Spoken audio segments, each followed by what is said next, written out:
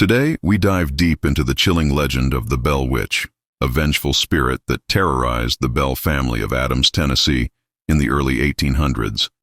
This haunting has gone down in history as one of the most terrifying paranormal events in American folklore, known for its relentless attacks and mysterious origins. The legend began in 1817, when John Bell, a prosperous farmer, was out inspecting his fields. On a seemingly normal day, he encountered a bizarre and unnatural creature lurking among the corn stalks. It had the body of a dog, but its head resembled a large rabbit. Startled and alarmed, John quickly grabbed his rifle and shot at the creature. To his astonishment, the beast disappeared into thin air as if it had never been there. Shaken but unable to explain what he had seen, John Bell returned to his home, unaware that this was only the beginning of a nightmare for him and his family. Shortly after the sighting of the strange animal, the Bell family began experiencing unexplained phenomena inside their home. At first, it was faint, like the sound of soft knocking on the walls. As days went on, the noises grew louder and more disturbing. Scratching sounds, like claws dragging against the wooden floors, followed by strange, whispering voices, filled the nights with terror. The family searched every corner of their home, but found nothing. The noises, however, only grew more relentless, as if the unseen entity was taunting them.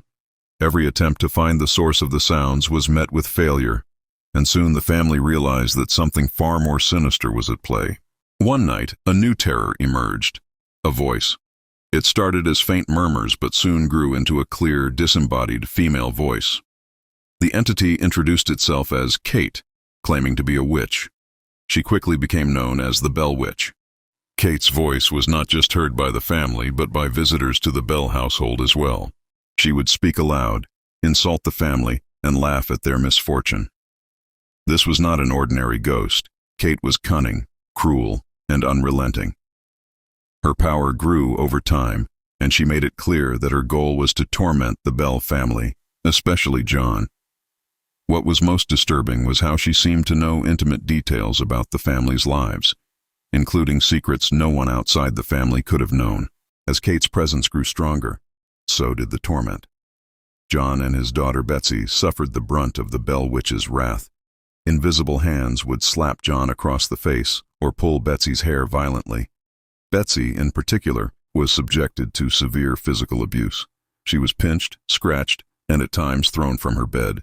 Despite the family's desperate attempts to stop the attacks, including bringing in religious figures, nothing seemed to work.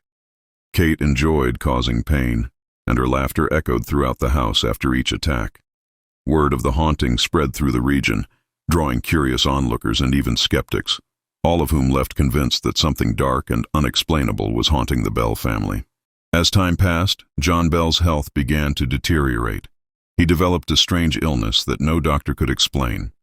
His symptoms were severe, his muscles weakened, he had trouble speaking, and he often seemed disoriented. Some believed that the Bell Witch had cursed him, draining his life force. In December 1820, John Bell was found dead in his bed. Near his body was a strange vial of liquid, and the Bell Witch claimed to have poisoned him.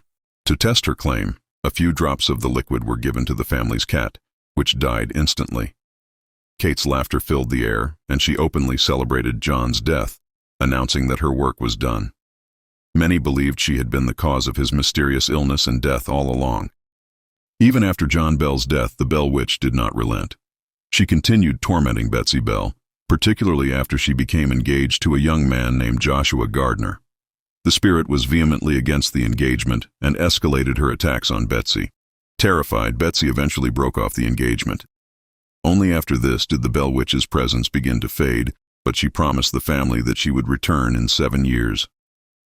True to her word, in 1828, the Bell Witch briefly returned but caused far less harm before vanishing once more.